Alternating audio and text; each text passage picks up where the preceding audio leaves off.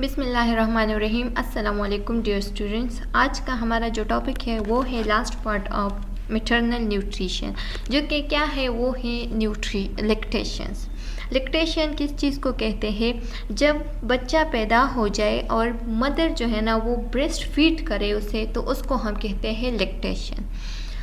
Because of the unquestionable benefits to both mother and infant, exclusive breastfeeding first 4 to 6 months of age is recommended for most full-term infant. अच्छा जी, because of the unquestionable benefits to mother and infant, mother and infant दोनों को benefit है, फ़ायदा है, क्योंकि जब बच्चा पैदा हो जाए तो फर्स्ट 4 to 6 मंथ उसे सिर्फ और सिर्फ लैक्टेशन रिकमेंड करता है, यानी ब्रेस्ट फीडिंग रिकमेंड करता है, ब्रेस्ट फीडिंग विथ वीनिंग। फिर उसके बाद 6 मंथ के बाद आफ्टर 6 मंथ बच्चे को क्या रिकमेंड करता है? ब्रेस्ट फीडिंग के साथ साथ वीनिंग, यानी सॉफ्ट फूड। वीनिंग किस चीज़ को कहते हैं? सॉफ्ट फूड को।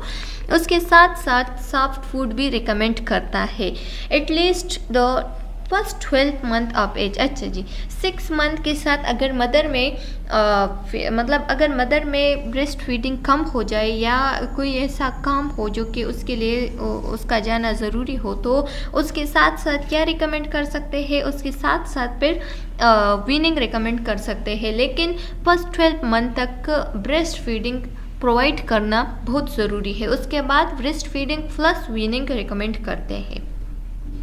बेनिफिट ऑफ ब्रेस्ट फीडिंग, अब कुछ फ़ायदे हैं, बेनिफिट्स है ब्रेस्ट फीडिंग के फॉर मदर के लिए क्या है? Promote optimal maternal infant bonding. एक तो ये कि बच्चे और माँ के दरमियान जो लव का बॉन्ड होता है, उन दोनों के दरमियान प्यार को बढ़ाता है, उन दोनों के दरमियान एक बॉन्ड क्रिएट करता है, एक बॉन्ड पैदा करता है। क्योंकि क्या होता है? क्योंकि मदर जो है ना वो अपना फीडिंग देता है, अपना ब्रेस्ट मिल्क देता है अपने बच्चे को, तो इस वजह से उसके साथ एक बॉन्ड पैदा होता है। Can mobilize fat store to help women loss weight. अच्छा जी, वुमेन का जो वेट ज़्यादा हुआ है, जो वेट स्टोर किया है उसने, जो फैट स्टोर किया है मदर ने, तो उसमें भी हेल्प करता है कि उसका वेट लॉस हो जाए। Early breast feeding stimulate uterine contraction to help control blood loss and regain free pregnant weight. अच्छा जी, प्रेग्नेंट साइज। अच्छा जी, तो ब्रेस्ट फीडिंग का एक ये भी फ़ायदा है कि वो कंट्रैक्शन करता है, यानी यूट्राइन का कंट्रैक्शन करता है, हेल्प करता है कि यूट्राइन को कंट्रैक्ट करे और जितना ब्लड को लॉस हो रहा है तो उसको क्या करे? कंट्रोल करे। और दूसरा ये कि जो उस औरत ने जितना वेट गेन किया है, जो साइज़ गेन किया है, तो उसको भी क्या करे? वापस रीगेन करे, वापस कंट्रोल करे। प्रेगनेंसी के दौरान जितना भी वेट गेन किया है या साइज ज़्यादा हुआ है तो उसको रीगेन करते हैं। Breast milk as readily available and required no mixing और डाइल्यूशन। ब्रेस्ट फीडिंग एक ऐसा फीडिंग है जिसमें कोई डाइल्यूशन, कोई मिक्सिंग वगैरह की ज़रूरत नहीं होती, बस तैयार होता है और डायरेक्ट ही प्रोवाइड करता है बच्चे को। As less expensive than purchasing bottles, nipple, sterilizing equipment and formulas। अच्छा जी, ये बहुत लेस एक्सपेंसिव होता है, यानी एनी टाइम प्रोवाइड होता है, नेचुरली प्रिपेयर होता है, नेचुरली प्रोवाइड करते हैं बच्चे को। तो ये क्या होता है? ये कीमती नहीं होता, ज़्यादा एक्सपेंसिव नहीं होता, बल्कि क्या होता है? बल्कि फ्रीली प्रोवाइड होता है, फ्रीली मिलता है बच्चे को। तो ये नीडल, बोटल्स, निपल्स या स्टेरलाइज इक्विपमेंट या फार्मूला फीडिंग की तरह क्या एक्सपेंसिव नहीं होता, बल्कि फ्री मिलता है एक बच्चे को। May decrease the risk of thromboembolism especially after operating delivery. अच्छा जी, अगर ऑपरेशन हो जाए, डिलीवरी को सी सेक्शन के थ्रू डिलीवरी हो जाए या आफ्टर डिलीवरी ये जो थ्रोम्बोएम्बोलिज्म होता है, यानी जो वेन क्लॉटिंग होता है, तो उसको भी कंट्रोल करता है, उसका रिस्क भी डिक्रीज करता है। Child birth and breast feeding में भी प्रोटेक्टिव अगेंस्ट ब्रेस्ट कैंसर। अच्छा जी, चाइल्ड बर्थ या ब्रेस्ट फीडिंग जो है ना, ये एक मदर को ब्रेस्ट कैंसर से भी बचा सकता है, उसको प्रोटेक्ट करता है। अब एक इन्फेंट के लिए यानी एक बच्चे के लिए, एक बेबी के लिए क्या बेनिफिट्स है, क्या फ़ायदे हैं? तो the first one is breast milk is unique and is type and concentration of macronutrients, micronutrients, enzymes, hormones, growth factors, inducer, modulator of the immune system and anti-inflammatory agents। अच्छा जी, एक तो ये कि ये एक यूनिक टाइप ऑफ मिल्क है, दूसरा ये कि ये कंसंट्रेशन करता है ऑफ मैक्रोन्यूट्रिएंट्स पे भी और माइक्रोन्यूट्रिएंट्स पे भी, एंजाइम भी ये देता है, हार्मोन्स भी ये देता है, ग्रोथ फैक्टर्स पे भी ये असर करता है, दूसरा ये कि इंड्यूसर भी है, मॉडरेटर भी है इम्यून सिस्टम का, और एंटी इन्फ्लेमेटरी एजेंट्स को भी क्या करता है, प्रोवाइड करता है। अच्छा जी, the infant can easily tolerate and digest and it change to match the need of the growing infants। अच्छा जी, दूसरा ये कि ये इजीली डाइजेस्टेबल होता है, यानी फॉर्मूला फीडिंग जो है ना वो बच्चे को बहुत ही तंग करता है, जल्दी डाइजेस्ट नहीं होता, स्टमक पे भी असर करता है। तो ये जो है ना ये बहुत जल्द डाइजेस्ट होता है और बहुत जल्द ही बच्चे का ग्रोइंग करता है।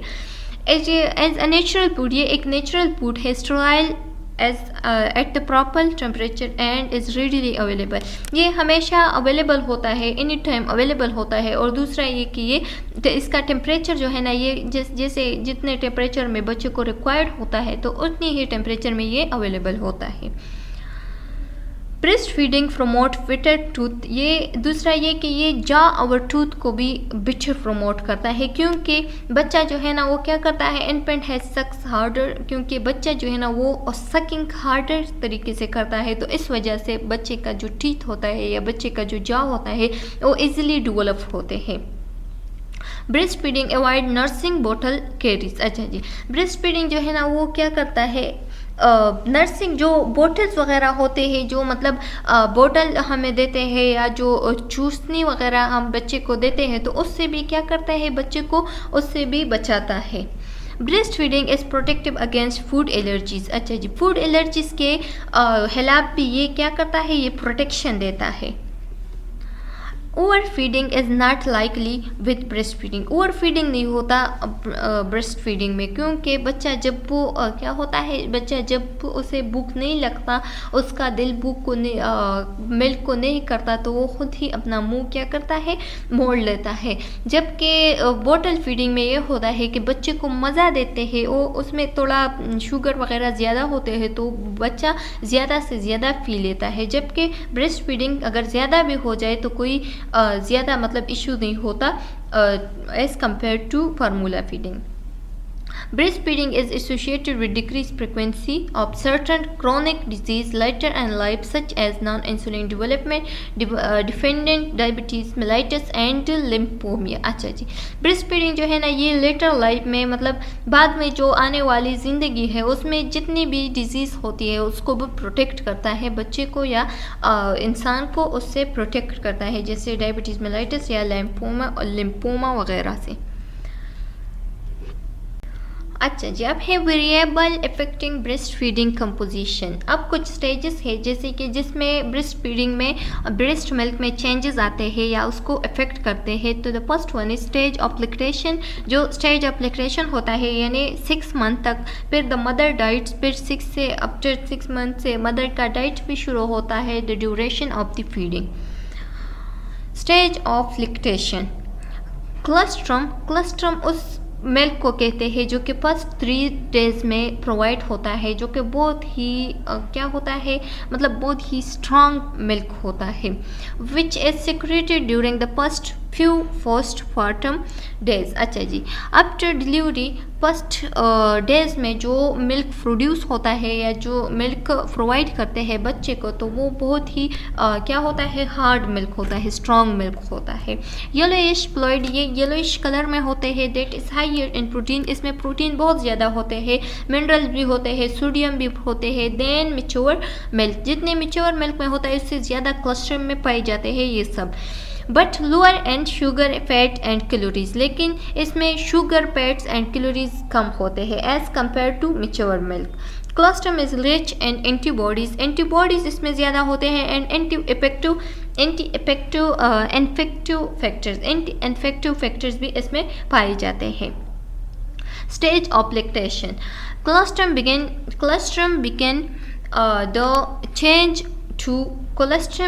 the change to transitional milk after about 3 to 6 days। अच्छा जी, 3 to 6 days ये कन्वर्ट होते हैं मेच्योर मिल्क में या दूसरे मिल्क फॉर्म में। मतलब ये फिर थोड़ा सा क्या होता है, वाटरी होता है।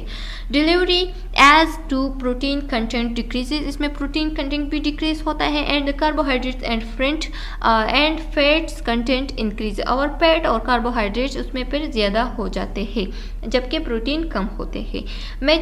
Major changes in the milk take place by the 10th days and mature milk is stable by the end of the first month. अच्छा जी, 10 days तक क्या होता है, ये ऐसे मिल्क होते हैं जो कि मतलब इसमें चेंजेस आ सकते हैं, मेजर चेंजेस आ सकते हैं, और फिर उसके बाद जो है ना फर्स्ट मंथ के बाद क्या होता है, मेच्योर मिल्क प्रोड्यूस होता है।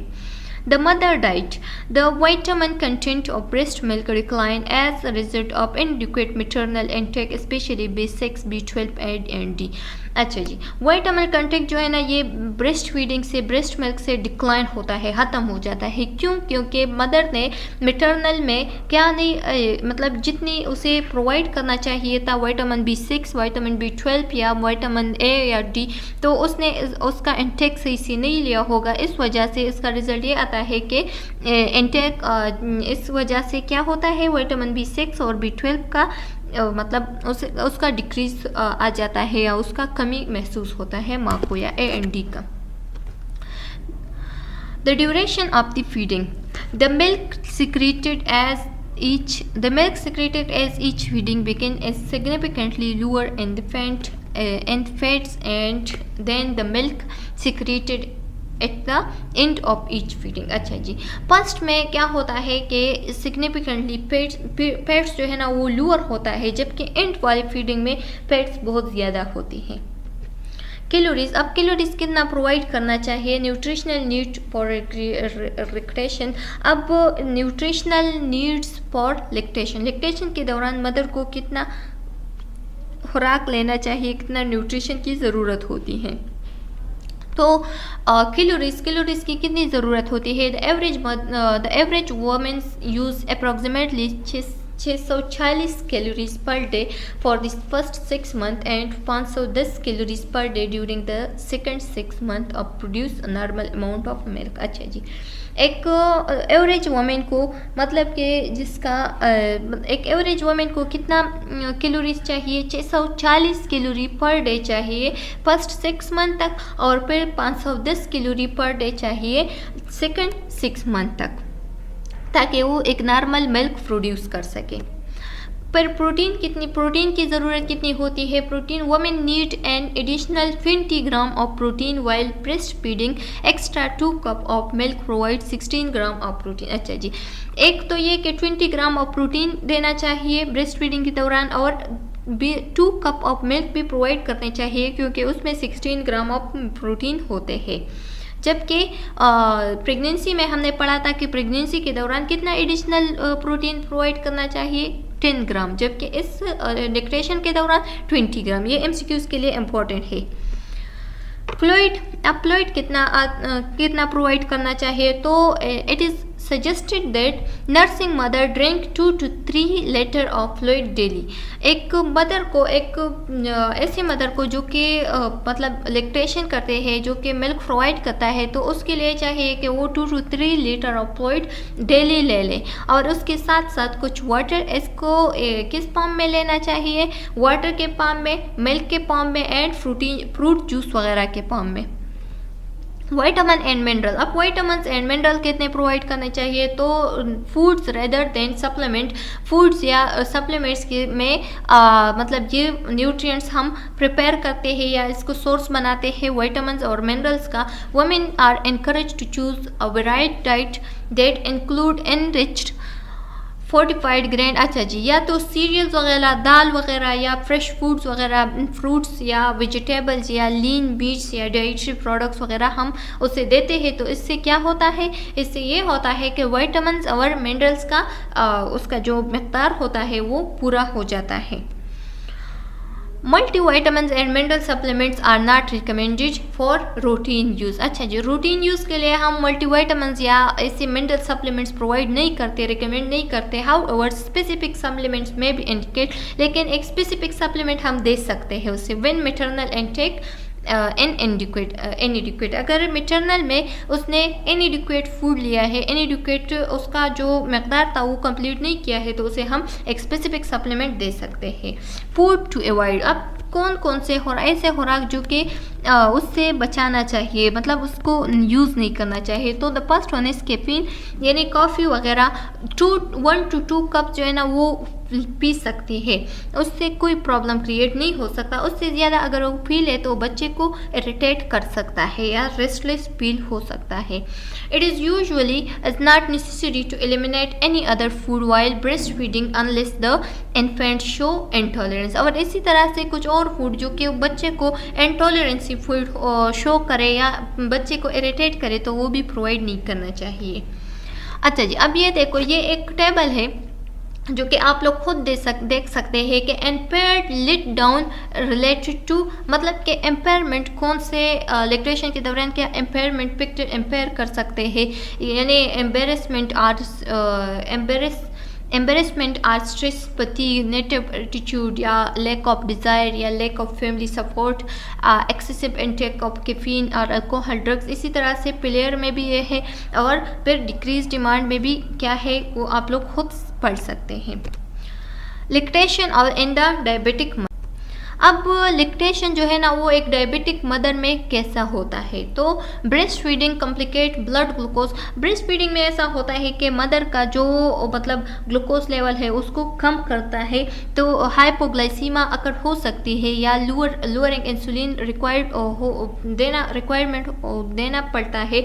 तो इसके लिए चाहिए कि वो 35 कैलोरीज पर डे ले ले, उसे रिकमेंड करता है, और उसके साथ साथ क्या optimal glucose and lipid level to promote moderate weight loss, ताकि उसका जो वेट लॉस है वो 4.5 पाउंड्स पर मंथ मतलब वो कम हो जाए, या अच्छा जी, and promote moderate weight loss 4.5 pound per month, और उसे चाहिए कि उसका प्रमोशन हो वेट में, ताकि वेट लॉस में के सिर्फ पर मंथ में 4.5 पाउंड ही लॉस हो जाए, इससे ज़्यादा ना हो जाए। तो इसके लिए हम 35 कैलोरीज पर केजी रिकमेंड करते हैं।